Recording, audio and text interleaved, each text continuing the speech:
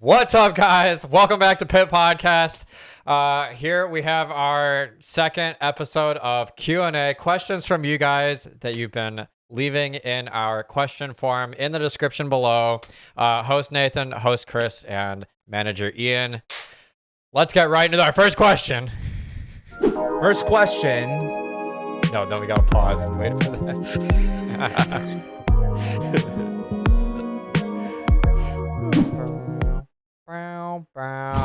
Okay. Stop Femina. All right. Okay. First question. First question. Here we go. From O&M Mentor I know for him. Team 3175 Night Vision.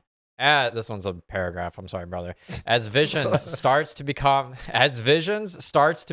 more prevalent and more important, is this fair for lower budget teams asking these teams to buy $200 to $400 cameras and write code just to approach a competitive level? Example, 2022 was unplayable without vision. 2024 vision was pretty mandatory. I think Disagree on both years. I think that buying all those limelights, right? Limelights being how much nowadays? About $200, right? Something like it's not cheap, right? If you have to create a game to where vision becomes basically mandatory, that skill level for those lower budget teams, it becomes like almost uncompetitive from their standpoint to where they can't compete with like the top level teams who have these $200 to $400 cameras. And I don't know from my experience, right? Haven't really played with limelights at that much, so I don't know how much work it goes into creating intricate vision and path planning for these games versus, right, a team could pick up a more simplified camera that they could develop their own code and develop their own pathways and vision with a lower tier vision system that they have. And it becomes more of a question of, do you buy this expensive camera and have all these resources given to you, or put in the work for a camera and amount of code that can be learned through working it out, through working of the kinks and working through creating your own vision, right? That educational level, right? Do you want to tell him or should I? You can tell him. That was a lot of word salad right there, man. What? So here's my thought. I think more than a $200 or $400 camera being it's whatever. I think Swerve is a much bigger cost discrepancy in what's causing, the rich get richer and the poor get poor in order to be competitive. Now you need Swerve. Those Swerve modules are not cheap. For those who maybe don't look at the team finances,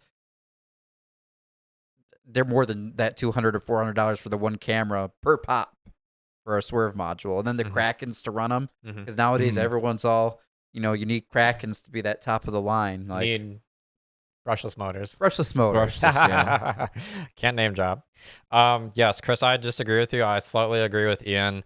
You can buy a limelight. You can buy a elevator in the box. You can buy a shooter in a box, right? That doesn't mean you're good. It's what you do with it, right? Because you still need to put that elevator together. You still need to actually write the code for that vision software to do its thing, right? So buying a camera and buying an elevator and buying a shooter, all from these off-the-shelf companies, that's not going to make you good, right? Even with Swerve, right? You still got to put in a little work, right? But a camera doesn't make you competitive, right? The limelight doesn't make you competitive right out of the box. It's what you do with it. Your examples of 2022, no, I don't think 2022 Rapid React is unplayable without a camera. And with Crescendo, it was definitely playable without a camera. Definitely helps a lot, though. It helps a lot, absolutely, Yeah. but it was playable without a limelight, yeah. Are good teams using limelights to be really, really competitive and make their robot, effectively driverless and nearly autonomous? Absolutely, yeah. But they're not good because they're buying the expensive products. They're good because they put in well thought out designs and stuff like that, right? Now, I think that's kind of the point of the question, though. Obviously, design's important, but all other things equal, if you have one team that's running tank drive on sims with no camera, and one team that's able to afford a limelight and maybe do something more fancy with their drivetrain, that's not the point of the question, but I added it in. Mm. The team that's able to buy the more expensive toys, same programmer, as long as both programmers have the knowledge to do what they need to do, it just puts you at a tremendous disadvantage. Yeah, I agree, but I think that's where the student skill level comes into effect, right? Because if you have the team that has limelight and swerve with kids who don't know what they're doing, that team's going to fail versus a team that has tank and no camera with kids that know what they're doing, they're going to win or do better. Okay. That's my take. There we go. Okay, next question. What would the ideal alliance look like in playoffs? From Anonymous.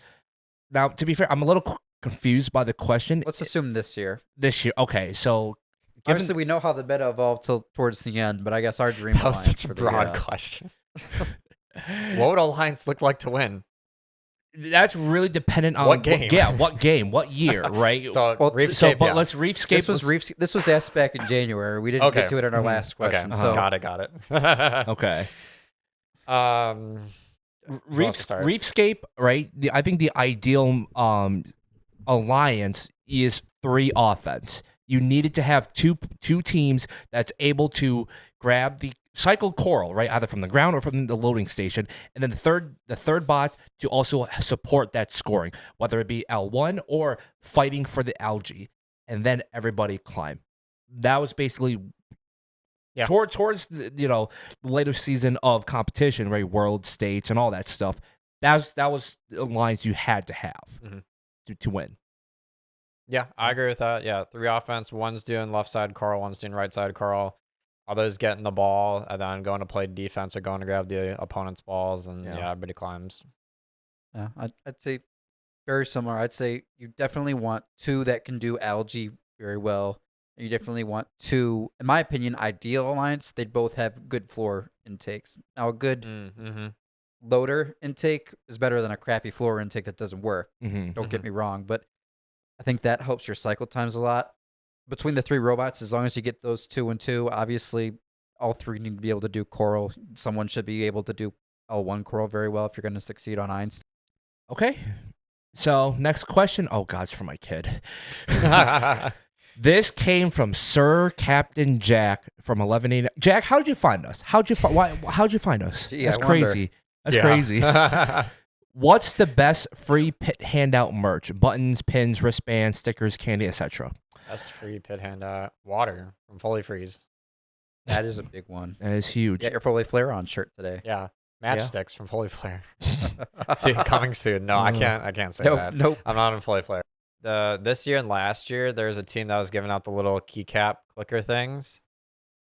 You know what I'm talking about? No. The fidget toy.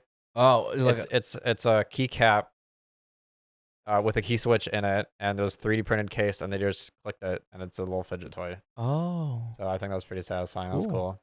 I wouldn't say it's the best. I don't know. The best one, I think. Long time ago, when the trend was really popping off, they had hacky sacks. So I still have an 815 and an 818 branded hacky sack. Wow. Yeah. I didn't even know that was a thing we ever did. 2009.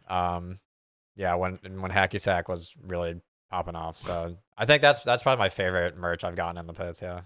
What about you guys? The best merch a story that I've heard is that I had a friend of mine that went to Worlds back in 2016, I think, or 2015, where Barker Redbacks had stuffed koala bears that they were just giving away from the pits. Wow. Whole stuffed koala bears.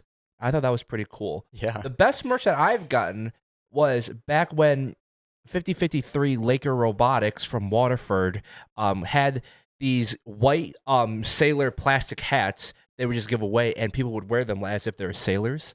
I thought that was that's cool. That was a nice thing, right? Because buttons are cool and all that stuff, I guess, but you got a whole hat.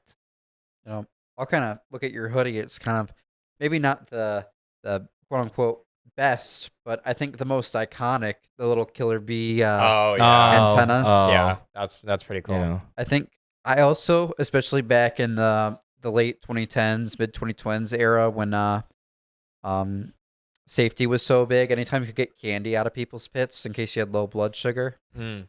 Um at least that was the justification for why it was there generally, right? Is help people be safe. Always nice to get a Jolly Rancher or something. Yeah. Yeah, the Pixie Sticks was my Not favorite. to toot my own horn, but I've seen a few teams do like these fake Pokemon cards like for their team. I know my Oh, team yeah. did it this Yep. year. Both of them. We had a really awesome, actually a friend of a student on the team who designed them. They came out really good. Kind of, I guess we shouldn't say Pokemon card, trading cards. They're not Pokemon branded. Don't come after us. But I like how when Yeah. you put the two cards side by side, the artwork continued, because that's something they do with Pokemon cards sometimes. Yeah. So that's Yeah. cool. I appreciate that. I never got. I went to go get a Steel Armadillo card, but they're out of Steel Viper cards, so I never got one. I got some extras. Let's go. Wow, there you go. There you go. Yeah. Okay, let's do it. So Captain Jack again. Dude, This guy that's two in never- a row, He bro. doesn't- he's not gonna quit. That's There's gonna be crazy. more than two. I hate to spoil it. Really, Jack? Really? What's the best competition venue? Troy. Done. That's a good Sorry, answer. in Michigan, Troy. In Michigan, yeah. In Michigan, Troy. Troy. Fight me. I don't care. It's Troy. Mm, Okay. There's stands high up so you can see the field. There's not really a bad seat in the house if you're sitting up there. There's the lower stands. Those are okay. The pits are close. It's a short walk from the pits to the field. Pits are 10 by 10 because the pit gym is huge. The practice field is also in the same room, so you don't have to go to some weird loading bay garage or lunchroom or somebody's shop way down the hall. I can tell you which venue is the worst, but I won't. But Troy is my favorite Michigan venue. I would say Troy is definitely high on the list for me. As much as it pains me to say out loud, I think Kettering's got to be my favorite for very similar really? reasons. Okay.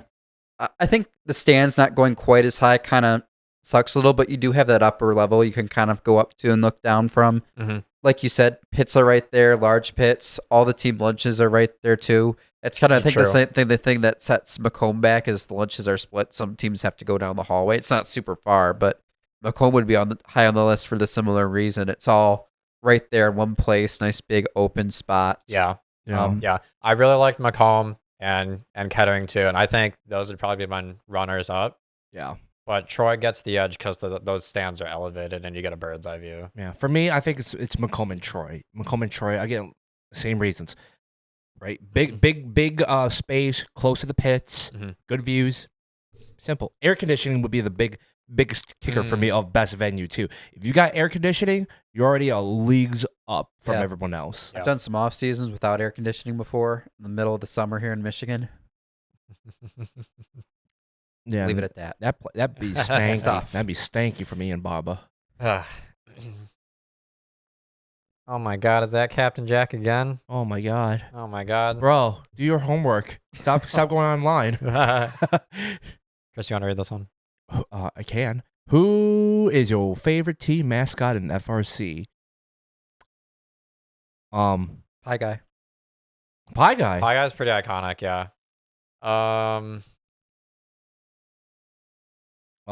like the lawnmower. Tornado mascot's pretty cool. Yeah, Michael, I see you. Gatorbots have a pretty cool mascot. I like Nerd The Sparks. Gearhead one is pretty cool. You like that? You like it? Oh, I like the It's- Gearhead You got, one, you yeah. got, yeah. Okay. What's the Nerd Spark one? The Nerd Spark is just a giant duck. Oh, Some kid is just wearing a costume of a Oh, giant I've duck. seen that one before. Yeah, Yeah, I like that one. who else is there? Man, I'm drawing a blank on mascots. A long time ago, Bees had a mascot. Which Oh yeah, they did. long Yeah. time ago. Yep. Now That one's there's pretty iconic too. less teams with mascots than there were 10 years ago. Yeah. Yeah. Gorillas used to have a mascot too, but that was just a gorilla costume. Yeah. I think it's Pie Guy. Pie Guy. Pie Guy's pretty sick. You know. Pretty iconic. It's pretty pretty well iconic, done. Yeah. Okay. Some guy called Captain Jack. Oh my god. Jack, leave some for the others. What's your favorite Naderism, as in Tom Nader? Don't read off the examples. Okay. My favorite is they shouldn't score. Yeah, that's pretty good. I think it's not crazy, but 1 minute to play, 1 minute to play. I think I'm guilty of It's doing just- that when iGame announced too. it's in my head every single time, and I hear it, especially when I'm reffing and I am watching the clock. It goes off in my head too. It's just built in. I think I didn't even know this was a Naderism until recently, but the step up and drive. It's Oh, really? blank. Apparently that's a Naderism. Wow. Okay. Then yeah, that one's really Yeah. iconic, huh? I think also low hanging fruit. Love low hanging fruit. Mr. Moore, if you're watching this, I know you don't. I apologize. But Oh, Music my. at competitions. Music at competitions. who asked it? I don't know. Some kid It's a kid. Yeah. starts with a J. Oh, is Ends Sir with an Captain ack. Jack? Maybe. I think so. Yeah. Oh. Sounds like a #1 fan. Well, it's not even a question. It's just music at competitions. Well, so it what's says the it's a answer? question or topic form. So Okay. topic, Topic. music I at guess. competitions. What do we think? I think we covered it a little bit in our worlds recap, where it's like, if you get an amateur DJ, let the kids just have a good time. You know, I understand why there's a ban list. I understand why they select the songs they do.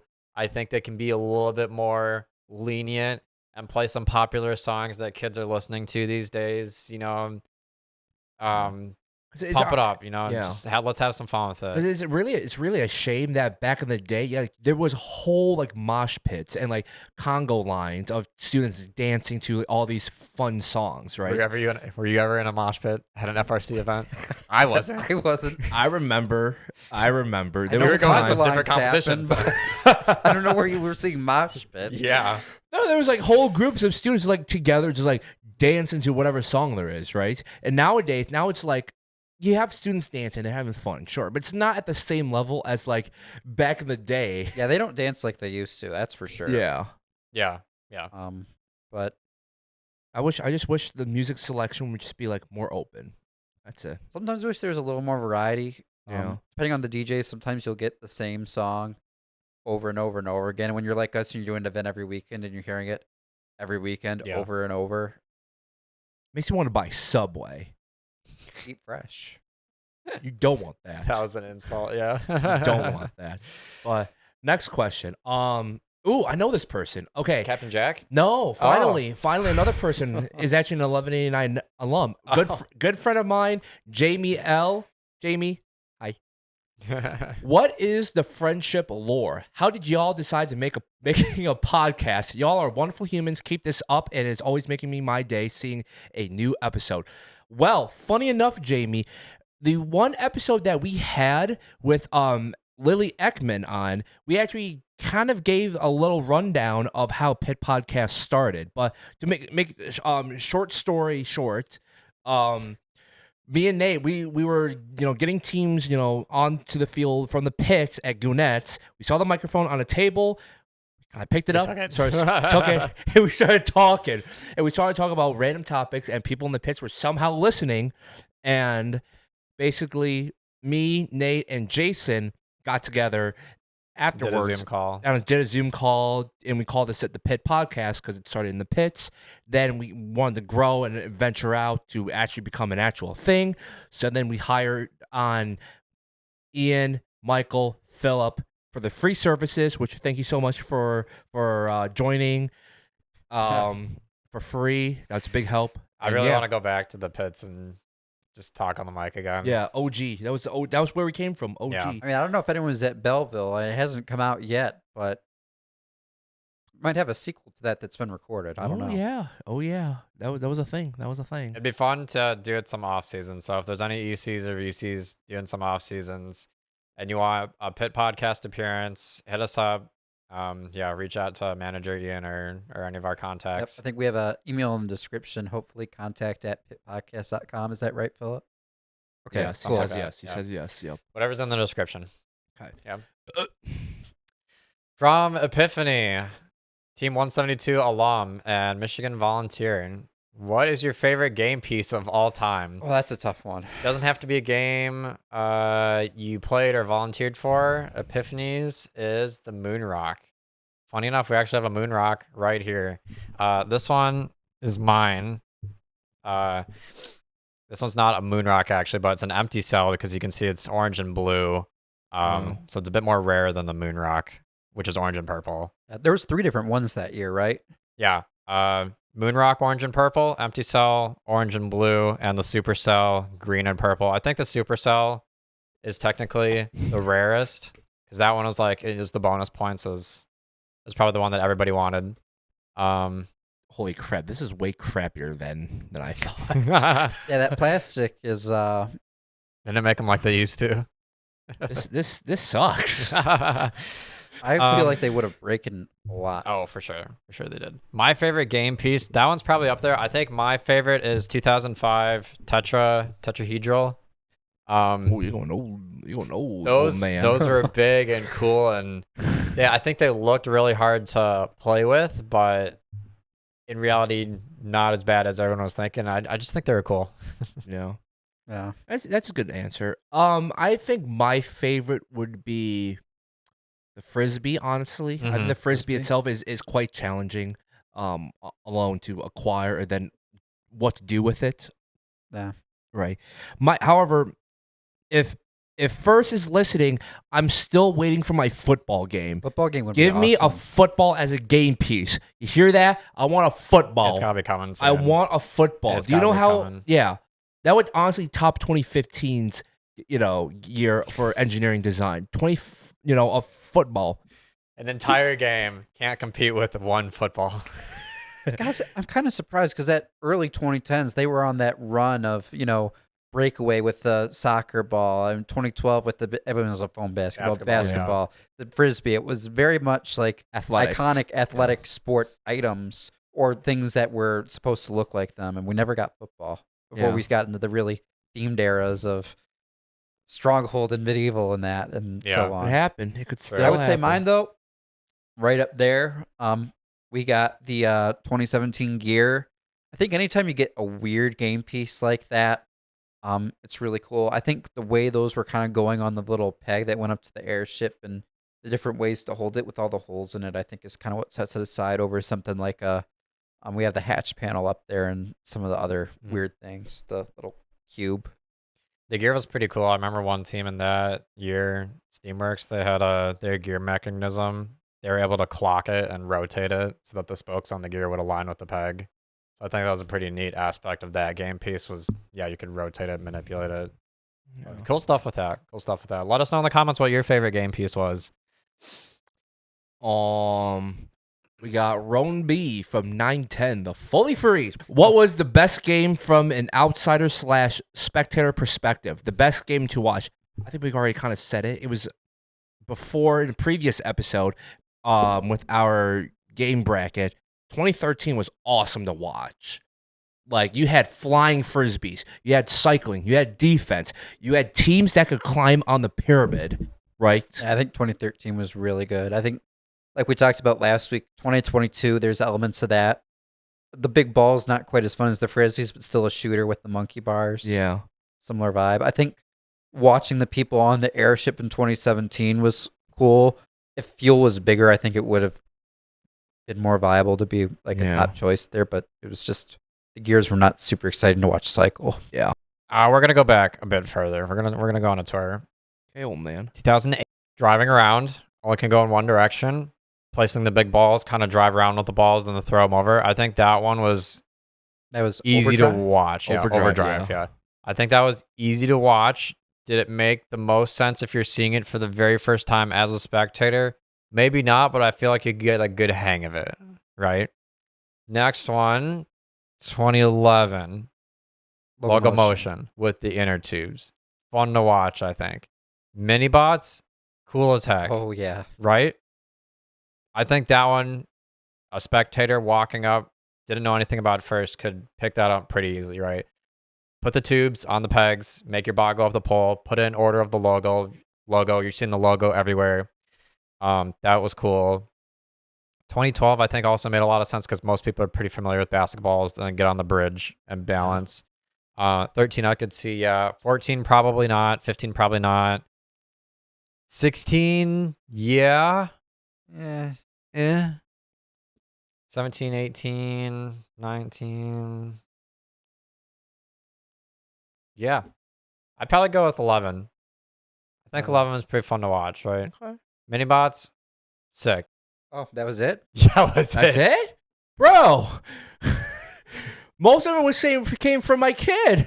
What happened to... We went through them so We quick. had a lot more questions. Well, we're a half hour, and that's a pretty decent episode size. Oh, no, you know what? That's true. That's true. So, Yeah. you guys got more questions. Give us your questions. Put your questions in the Google form down in the description of this video. What off seasons are you guys looking forward to going to? That was another question we had submitted. I don't know who Oh, really? did it, though. Oh, nice. I kind of skipped over. I think it actually might have been Jamie who did two. I think Jamie also asked what off seasons we're looking forward to. Oops.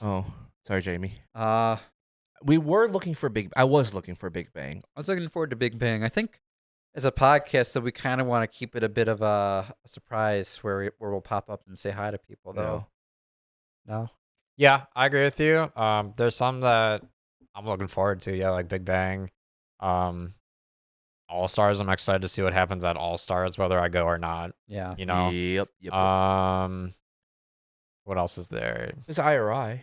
Yeah, IRI. Yeah, Yes. Jazzy, Sunset. Jazzy. We'll see if there's a second Sunset showdown.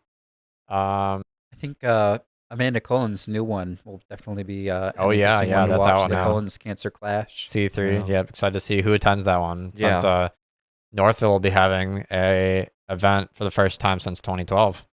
It'll kind of be college football fans turn away, or really any Michigan or Ohio Ganian. I mean, it's kind of be a collab between First and Ohio, First and Michigan. Yep, So true. gracious professionalism in full force here at FRC. Yep. For sure. My biggest question that I can say right now is, have you guys gotten our merch yet? Mine's in the mail. Yeah, mine's also on In the its mail? way. Oh, it's coming? Well, I got mine, and boy, it is so nice. Wow. that Comfy, soft. Royal Shirteries is able to accomplish. Like, it is. You see this? You guys can get yours live on shop.pitpodcast.com, powered by Royal Shirteries. Balls deep in competitions. Yeah. Did you We know got- that Royal Shirtery also does banners? Banners, Sure, also yeah. does banners. They do a lot of. For as much as we talk about Royal Shirtery, I feel like we should give them a little more depth for once. We always say powered by Royal Shirtery. All you want teams, they are here for you. Obviously they have people involved with First. That's kind of how we got in the door there to kind of do our merch through them. I know, Team 5090, Torquenadoes, as well as my team 818. We have a lot of our merch through them now. I know Gearheads did. They do banners, they do shirts, sweatpants, hats. Apparently embroidery is coming soon. So Hopefully, yeah. I You would know. love to have embroidered hats for my team.